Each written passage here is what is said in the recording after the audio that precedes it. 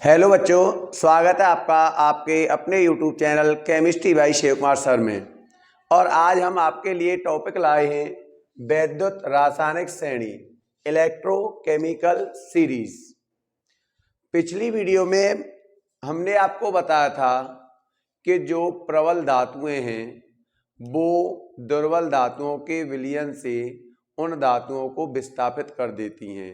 जैसे मैंने आपको बताया कि अगर CuSO4 का विलयन है और इसकी क्रिया जिंक से कराएं तो जिंक सल्फेट बनता है और कॉपर विस्थापित हो जाता है। दूसरी बात, अगर हम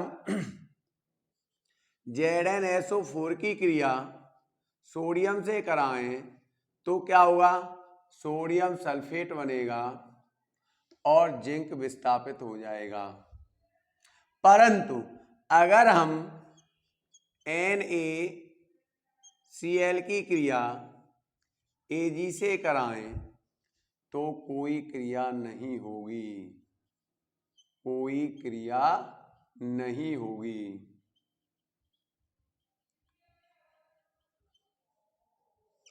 क्यों? क्योंकि कॉपर से अधिक क्रियाशील जिंक है। जिंक ने इस SO4 से क्रिया की है, ये धनात्मक है, ये ऋणात्मक है, ये धनात्मक है और जिंक सल्फेट बना दिया। जिंक से भी प्रबल धातु सोडियम है, इसने SO4 से क्रिया की और सोडियम सल्फेट बना दिया, जिंक अलग कर दिया, विस्थापित कर दिया। लेकिन NaCl की क्रिया अगर हम Ag से करें तो ये जो Ag है वो Cl को विस्थापित नहीं कर पाई और Cl को विस्थापित नहीं कर पाई, इसलिए कोई रिएक्शन नहीं हुआ। अब प्रश्न ये आता है कि हम कैसे ये पता लगाएंगे कि कौन सी धातु अधिक प्रबल है और कौन सी धातु कम प्रबल है, कौन सी धातु अधिक क्रियाशील है और कौन सी धातु कम क्रियाशील है। तो इसे पता लगाने के लिए वैज्ञानिकों ने एक रासायनिक श्रेणी बनाई थी। इस रासायनिक श्रेणी को हम वैद्युत रासायनिक श्रेणी कहते हैं, इलेक्ट्रोकेमिकल सीरीज कहते हैं। तो वैद्युत रासायनिक क्या है? तत्वों को उनके बढ़ते हुए अपचयन विभव के आधार पर रखने से जो रासायनिक श्रेणी प्राप्त होती है उस रासायनिक श्रेणी को हम वैद्युत रासायनिक श्रेणी कहते हैं। तत्वों को उनके बढ़ते हुए अपचयन विभव के आधार पर रखना है और जैसे ही हम उनके बढ़ते हुए अपचयन विभव के आधार पर रखेंगे तो एक श्रेणी बन जाएगी और इस श्रेणी को हम क्या कहते हैं? वैद्युत रासायनिक श्रेणी कहते हैं। अब प्रश्न ये आता है, प्रश्न ये आ रहा है कि वो श्रेणी क्या है, उसे याद करने की ट्रिक क्या है। तो यहां पर मैं उस श्रेणी को बना करके दिखाऊंगा और तत्वों को उनके बढ़ते हुए अपचयन विभव के आधार पर लिखूंगा और एक श्रेणी तैयार होगी। उस श्रेणी को हम वैद्युत रासायनिक श्रेणी कहेंगे और वो क्या है? लीना के काना मांगे आल जन कर फिर कूद नहीं सुन है कुआ ईला आज पारा ब्रेड कल और सोना फिर कभी।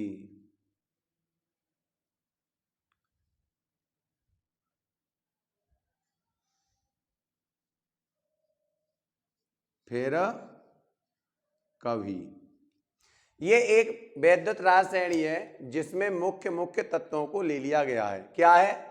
लीना के काना मांगे आलजन कर फिर कूद नहीं सुन, है कुआ ईला आज, पारा ब्रेड कल, सोना फिर कभी। यानी अगर हम तत्वों को देखेंगे तो लीना का मतलब LI, के का मतलब के, का ना CA, सॉरी ये काना ऐसे नहीं लिखा जाएगा, ये लिखा जाएगा का ना। तो क्या हो जाएगा, काना का क्या हो जाएगा CA, ना का क्या हो जाएगा NA, मांगे MG, आल AL, जन ZN, कर CR, फिर FE, कूद CD, नहीं NI, सुन SN, है H, कुआ CU, ईला I, आज AG, पारा HG, ब्रेड BR, कल AG,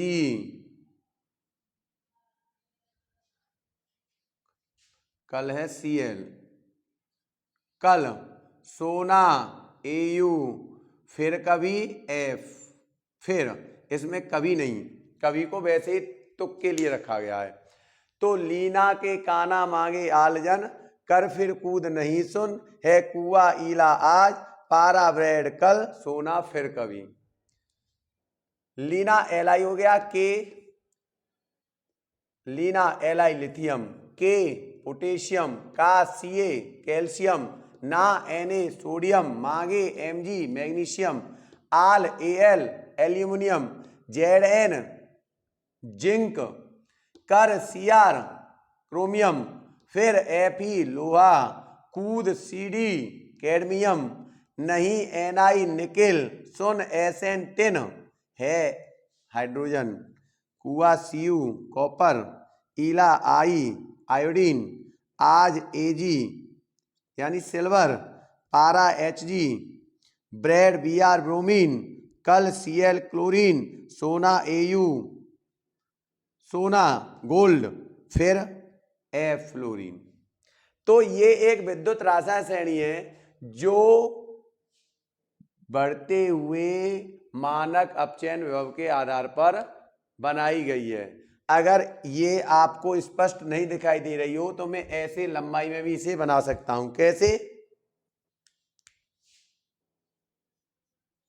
लीना के का ना मांगे आल जन, कर फिर कूद नहीं सुन, है कुआ ईला आज, पारा ब्रेड कल, सोना फिर कभी। क्या हो जाएगा, LI के का ना मांगे आल जन, कर फिर कूद नहीं सुन, है कुआ ईला आज, पारा ब्रेड कल, सोना फिर कभी। तो ये विद्युत रासायनी है। अगर इसे ऐसे लिया जाए तो यह अपचयन विभव के बढ़ते हुए क्रम में है, या इसे ऐसे लिया जाए तो अपचयन विभव का बढ़ता क्रम है। अपचयन विभव का बढ़ता क्रम ऐसे है। तो इस विद्युत रासायन श्रेणी से हम क्या क्या जानकारी प्राप्त कर सकते हैं, इस विद्युत रासायन श्रेणी की क्या क्या विशेषता हैं, इन पर अब एक नजर देखते हैं। ये जो विद्युत रासायन श्रेणी आपको दिख रही है, ये विद्युत रासायन श्रेणी में ऊपर रखी हुई जो धातु होती है, ऊपर रखी हुई धातु होती है वो एनोड का कार्य करती है, और नीचे रखी हुई जो धातु होती है वो कैथोड का कार्य करती है। अब एनोड और कैथोड को जानते होंगे, वह इलेक्ट्रोड जिस पर ऑक्सीकरण की क्रिया होती है एनोड कहलाता है, और वह इलेक्ट्रोड जिस पर अपचयन की क्रिया होती है कैथोड कहलाता है। जैसे हम विद्युत अपघटनी सेल का प्रयोग करते हैं, विद्युत अपघटनी सेल का प्रयोग करेंगे, जैसे ये इसमें दो कैथोड डाल दिए, दो इलेक्ट्रोड डाल दिए, एक एनोड डाल दिया और एक कैथोड डाल दिया। तो जिस पर कैथोड डाला गया है उस पर किसकी क्रिया होगी? अपचयन क्रिया होगी। कौन सी क्रिया होगी? अपचयन क्रिया होगी। और जो एनोड होगा उस पर कौन सी क्रिया होगी? ऑक्सीकरण क्रिया होगी। कौन सी क्रिया होगी? ऑक्सीकरण क्रिया होगी। तो जिस पर ऑक्सीकरण क्रिया होती है वो एनोड कहलाता है, जिस पर अपचयन क्रिया होती है वो कैथोड कहलाता है। और ऑक्सीकरण क्रिया क्या होती है? इलेक्ट्रॉन का निकलना। क्या होता है? इलेक्ट्रॉन का निकलना क्या कहलाता है? ऑक्सीकरण क्रिया कहलाता है। और इलेक्ट्रॉन का जुड़ना क्या कहलाता है? इलेक्ट्रॉन का जुड़ना क्या कहलाता है? अपचयन कहलाता है। पहला विशेषता कि अगर हमें किसी विद्युत रासायन श्रेणी में ये पता लगाना हो कि दो अलग अलग तत्वों के एनोड और कैथोड लिए गए हों, जैसे विद्युत रासायन श्रेणी में एल्युमिनियम और क्या डाल दिया? कॉपर डाल दिया। जैसे सपोज करो ये हमने एक विद्युत रासायन एक सेल लिया, इसमें दो क्या डाल दिए? इलेक्ट्रोड बना दिए। एक इलेक्ट्रोड ले लिया हमने, ये एक बर्तन में रखा एक इलेक्ट्रोड, और एक बर्तन में रखा हमने दूसरा इलेक्ट्रोड, दो बर्तन लिए। और यहां पर हमने क्या किया? कॉपर की छड़ डाली। किसमें? ये विलयन लिया कॉपर सल्फेट का। और यहां पर हमने डाली जिंक की छड़ ले दी, और यहां पर क्या विलयन डाल दिया? ये जिंक सल्फेट का विलयन डाल दिया। अब हमें इन दोनों को अगर हम जोड़ेंगे, इन दोनों को अगर हम जोड़ेंगे किसी बैटरी के तार से, तो हमें कैसे मालूम पड़ेगा कि कौन सा इलेक्ट्रोड कैथोड होगा और कौन सा इलेक्ट्रोड एनोड होगा? तो इसके लिए हमें विद्युत रासायन श्रेणी का उपयोग करना पड़ेगा। क्या है? देखिए Zn कहाँ है? ये रही। और Cu कहाँ है? ये रही। यानी Cu नीचे है, Zn ऊपर है। तो Cu किसका काम करेगा? कैथोड का कार्य करेगा। और Zn किसका कार्य करेगा? एनोड का कार्य करेगा। यानी विद्युत रासायन श्रेणी के द्वारा हम किसी सेल में जो इलेक्ट्रोड हैं उनमें हम यह जानकारी ले सकते हैं कि कौन सा इलेक्ट्रोड एनोड होगा और कौन सा इलेक्ट्रोड कैथोड होगा। यानी जो विद्युत रासायन श्रेणी में ऊपर है वो क्या होगा? एनोड होगा। विद्युत रासायन श्रेणी में जो नीचे है वो क्या होगा? कैथोड होगा। तो ये इसकी पहली विशेषता हो गई। हमें एनोड और कैथोड की पता कहां से चली? एनोड और कैथोड की पता हमें कहां से चला? इस विद्युत रासायन श्रेणी से। विद्युत रासायन श्रेणी में जो तत्व ऊपर स्थित है, जो धातु ऊपर स्थित है वो एनोड का कार्य करेगी, जो धातु नीचे स्थित है वो कैथोड का कार्य करेगी। दूसरी बात, जब एनोड ऑक्सीकरण है, जिस पर ऑक्सीकरण की क्रिया होगी वो एनोड होगा, और जिस पर अपचयन की क्रिया होगी वो कैथोड होगा। तो हमें मालूम होना चाहिए कि जो धातु ऊपर स्थित होगी उस पर ऑक्सीकरण की क्रिया होगी। किसकी क्रिया होगी? ऑक्सीकरण की क्रिया होगी। और नीचे जो धातु होगी वो अपचयन की क्रिया होगी। उसमें किसकी क्रिया होगी? अपचयन की क्रिया होगी। ऑक्सीकरण और अपचयन के बारे में आप चैप्टर नंबर 1 में पढ़ चुके हैं कि कौन सा ऑक्सीकरण क्रिया होती है, कौन सी अपचयन क्रिया होती है। दूसरी बात, तो हमें दूसरा पॉइंट मालूम पड़ेगा। पहला पॉइंट क्या था, ऊपर स्थित धातु एनोड का कार्य करेगी, नीचे स्थित धातु कैथोड का कार्य करेगी। ऊपर जो धातु स्थित है उसमें ऑक्सीकरण की क्रिया होगी, नीचे जो धातु स्थित है उसमें अपचयन की क्रिया होगी। तो पहला नंबर। दूसरा नंबर क्या है कि जो ऊपर धातु स्थित होती है, धातु, चलो ऐसे लिख देता हूं, धातु जो ऊपर स्थित होगी वो अधिक क्रियाशील होगी, अधिक क्रियाशील। और वैद्युत रासायनिक जो धातु नीचे स्थित है वो कम क्रियाशील होगी। ये किसके लिए है, धातुओं के लिए। यानी ये धातुएं हैं। अगर हम बात करें कैल्शियम से अधिक क्रियाशील कौन है, पोटेशियम। पोटेशियम से अधिक क्रियाशील कौन है, लिथियम। लेकिन कैल्शियम से कम क्रियाशील कौन है, सोडियम। सोडियम से भी कम क्रियाशील कौन है, मैग्नीशियम। लेकिन मैग्नीशियम से अधिक क्रियाशील कौन है, सोडियम। इससे अधिक क्रियाशील कैल्शियम। तो जो धातु ऊपर स्थित है वो अधिक क्रियाशील है, नीचे स्थित है वो कम क्रियाशील है। इन दोनों धातुओं को लें, ये ऊपर स्थित है तो अधिक क्रियाशील, ये नीचे स्थित है कम क्रियाशील। लेकिन इन दोनों की बात करें तो ये ऊपर स्थित है अधिक क्रियाशील, ये नीचे स्थित है कम क्रियाशील।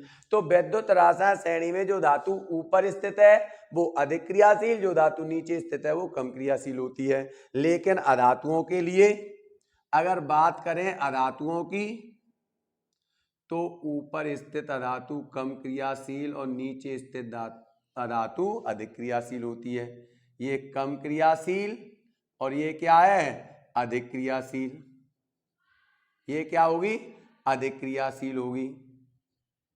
जैसे अब बताऊं कि ऊपर ये है, हाइड्रोजन से ऊपर ऊपर सभी धातु हैं, लेकिन हाइड्रोजन से नीचे देखो ये धातु है, ये अधातु है, ये धातु है, ये धातु है, ये अधातु है, ये अधातु है, ये धातु है और ये अधातु है। यहाँ अगर स्पष्ट न दिख रहा होगा तो यहाँ देखो, हाइड्रोजन अधातु, धातु कॉपर, अधातु, एजी धातु, एचडी धातु, बीआर अधातु, सीएल अधातु, एयू धातु, एफ अधातु।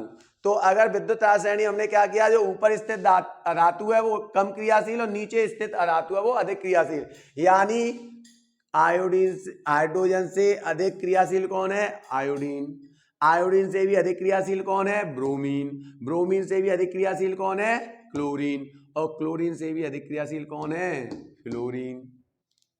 यानी धातु अधातु उल्टी होती हैं। धातुओं में ऊपर स्थित धातु अधिक क्रियाशील, नीचे स्थित धातु कम क्रियाशील। लेकिन अधातुओं में ऊपर स्थित अधातु कम क्रियाशील और नीचे स्थित अधातु अधिक क्रियाशील होती है। ये हमें किससे मालूम पड़ा, वैद्युत रासायन श्रेणी से मालूम पड़ा। तीसरी, अगर हम तीसरी बात करें तो जो हाइड्रोजन से ऊपर स्थित जो धातु हैं,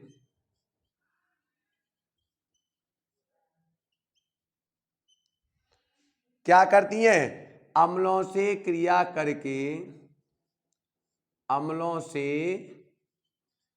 क्रिया करके क्या देती हैं, हाइड्रोजन गैस देती हैं, हाइड्रोजन गैस देती हैं। लेकिन हाइड्रोजन से जो नीचे स्थित धातु हैं वो अम्लों से क्रिया करके हाइड्रोजन गैस नहीं देती हैं। अगर आपने स्क्रीनशॉट ले लिया हो तो मैं इनको मिटा करके इस पॉइंट को समझाऊं। ले लीजिए स्क्रीनशॉट। देखिए इस पॉइंट को देखिए। अब अगर हम इस पॉइंट को देखें,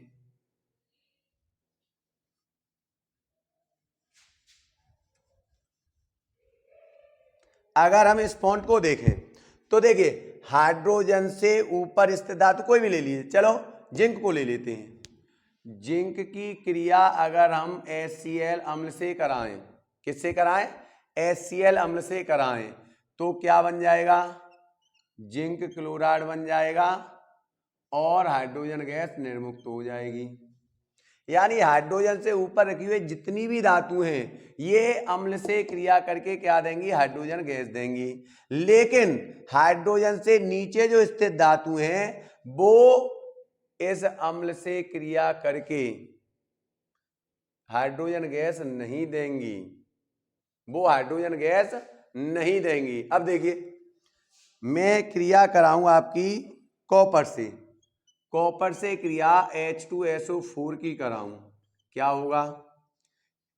अगर H2SO4 की क्रिया में कराऊं तो एक तो क्या बन जाएगा, CuSO4 बन जाएगा, एक जल का अणु बन जाएगा और एक सल्फर डाइऑक्साइड गैस बन जाएगी।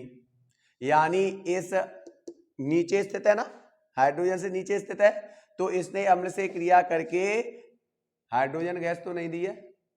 लेकिन अगर यही क्रिया में जिंक से कराऊं, यही क्रिया में अगर जिंक से कराऊं तो ये जिंक सल्फेट बनाएगा और हाइड्रोजन गैस दे देगा। क्या बना देगा? जिंक सल्फेट बना लेगा और हाइड्रोजन गैस दे देगा। तो कहने का मतलब है कि अगर कोई भी धातु जो हाइड्रोजन से ऊपर स्थित है वो अम्लों से क्रिया करके हाइड्रोजन गैस देगी और नीचे स्थित है वो अम्लों से क्रिया करके हाइड्रोजन गैस नहीं देगी। अगला पॉइंट देखो, अगला पॉइंट क्या है? अगला पॉइंट है कि कॉपर धातु क्या है? कॉपर धातु, कॉपर धातु है, कहां है? ये रही कॉपर। वैद्युत रसायन श्रेणी में जो कॉपर धातु है वो क्या करती है? अगर कोई धात्विक ऑक्साइड हो, कौन हो? धात्विक ऑक्साइड,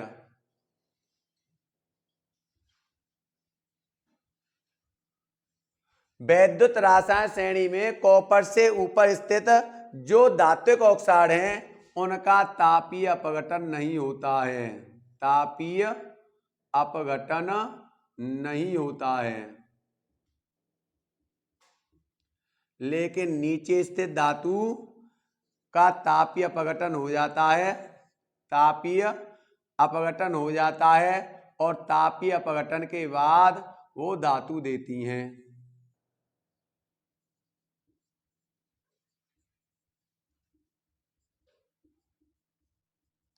अब तापीय अपघटन क्या होता है? तापीय मतलब ताप बढ़ाने से, अपघटन माने अपघटित हो जाए, टूट जाए। धात्विक ऑक्साइड को अगर हम गर्म करें तो गर्म करके वो टूट जाए, और किस में टूट जाए? धातु में और ऑक्सीजन में। लेकिन जो कॉपर से ऊपर है, कहां है? कॉपर से ऊपर ये जितनी भी धातु हैं इनके ऑक्साइडों को गर्म गर्म करें तो वो अपघटित नहीं होंगे। लेकिन कॉपर से नीचे जितनी भी धातुएं हैं उनके ऑक्साइड को गर्म करें तो ऑक्सीजन निकल जाती है और वो धातु हमें प्राप्त हो जाती है। जैसे अगर हम बात करें कॉपर ऑक्साइड की, चलो काय की? इसकी कैल्शियम ऑक्साइड की, तो कैल्शियम ऑक्साइड अगर इसको हम गर्म करें, इसका ताप बढ़ाएं तो कोई क्रिया नहीं होगी, कोई क्रिया नहीं होगी, यानी ऑक्सीजन अलग नहीं होगी। लेकिन अगर हम Ag2O लें, क्या ले लें? Ag2O, ये कॉपर से नीचे स्थित है, देखिए कॉपर से नीचे स्थित है या नहीं है, और इसको अगर हम गर्म करेंगे तो ये Ag भी देगा और ऑक्सीजन, चलो यहां पर 2 कर देते हैं तो 2 दूनी 4 Ag देगा और ऑक्सीजन गैस निर्मुक्त कर देगा। तो कहने का मतलब क्या है? अगर वैद्युत रसायन श्रेणी में कोई धातु कॉपर से ऊपर स्थित है उसका तो उस धातु के ऑक्साइड का तापीय अपघटन नहीं होता है, और नीचे स्थित है कोई धातु तो उसका तापीय अपघटन होने के बाद धातु अलग हो जाती है और ऑक्सीजन क्या होती है? निकल जाती है, निर्मुक्त हो जाती है। चलो एक और पॉइंट बता देते हैं आपको, मैं हट जाया करूं तो आप स्क्रीनशॉट ले लिया करो। ले लिया? चलो एक और पॉइंट क्या है? एक पॉइंट और है कि जो Fe से ऊपर धातुएं हैं, Fe से ऊपर जो धातु हैं, कौन? Fe से ऊपर जो धातु हैं वो हाइड्रोजन से क्रिया नहीं करती हैं, लेकिन Fe से नीचे की जो धातु हैं वो हाइड्रोजन से क्रिया करती हैं और क्या बना देती हैं, क्या बना देती हैं, धातु प्लस जल बना देती हैं। ये धातु नहीं है, धातु ऑक्साइड है, धातु ऑक्साइड। क्या ये, धातु ऑक्साइड।